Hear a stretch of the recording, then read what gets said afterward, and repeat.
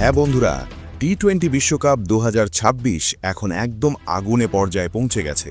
Super 8-এ ওঠার লড়াই এতটাই জমে উঠেছে যে প্রতিটা ম্যাচ শেষ হওয়ার সঙ্গে সঙ্গে পয়েন্টস টেবিলের সমীকরণ পুরো উল্টে যাচ্ছে। আজ ভারত বনাম নামিবিয়ার যে ব্লকবাস্টার ম্যাচটা হলো, সেটা শুধু একটা সাধারণ গ্রুপ ম্যাচ ছিল না, এটা ছিল সরাসরি সুপার 8-এ যাওয়ার যুদ্ধ।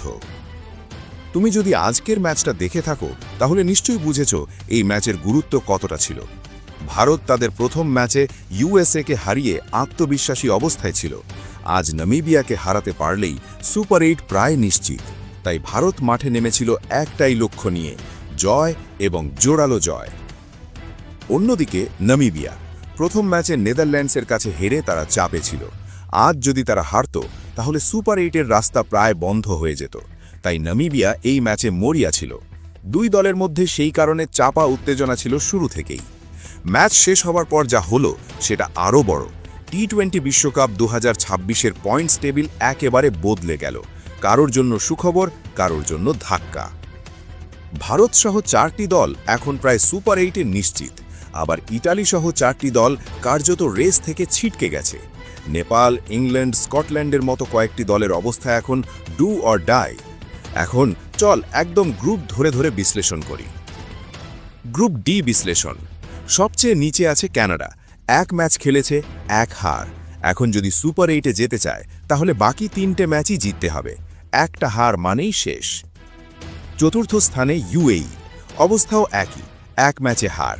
তাদেরও বাকি 3 ম্যাচ জিততেই হবে। তৃতীয় স্থানে আফগানিস্তান। 2 ম্যাচে 2 হার। অবস্থা আরও কঠিন। এখন বাকি 2 ম্যাচ জিতলেও অন্য দলের ফলাফলের দিকে তাকিয়ে থাকতে হবে। দ্বিতীয় স্থানে দক্ষিণ আফ্রিকা। 2 ম্যাচে 2 জয়, একদম শক্ত অবস্থায়। এখন বাকি 2 ম্যাচের মধ্যে একটা জিতলেই সুপার 8 নিশ্চিত। প্রথম স্থানে নিউজিল্যান্ড। তারাও 2 ম্যাচে 2 জয়। দক্ষিণ আফ্রিকার মতো তাদেরও শুধু একটা জয় দরকার। এই গ্রুপে প্রায় পরিষ্কার, নিউজিল্যান্ড ও দক্ষিণ আফ্রিকা এগিয়ে। গ্রুপ সি বিশ্লেষণ। পঞ্চম স্থানে ইটালি। 2 ম্যাচে 2 হার, কার্যত বিদায়। চতুর্থ স্থানে ইংল্যান্ড। 1 জয়, 1 হার। এখন বাকি 2 ম্যাচ জিততেই হবে। একটা হার মানেই ঝুঁকি। তৃতীয় স্থানে নেপাল। একই অবস্থা, বাকি 2 ম্যাচে জয় চাই। দ্বিতীয় স্থানে স্কটল্যান্ড। 1 জয়, 1 হার।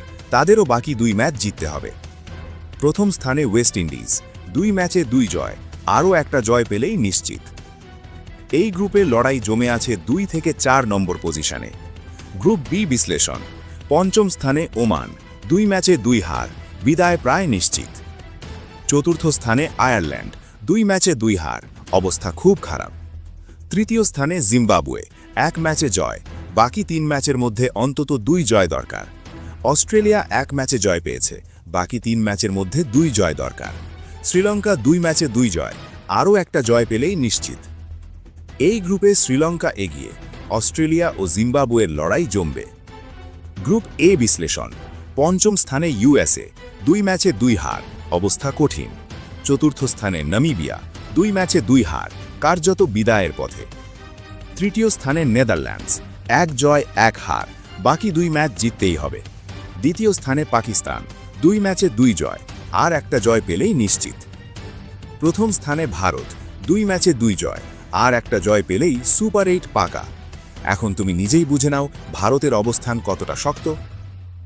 এখন আসল প্রশ্ন হলো, ভারত যদি সুপার 8-এ ওঠে তাহলে কাদের বিরুদ্ধে খেলবে?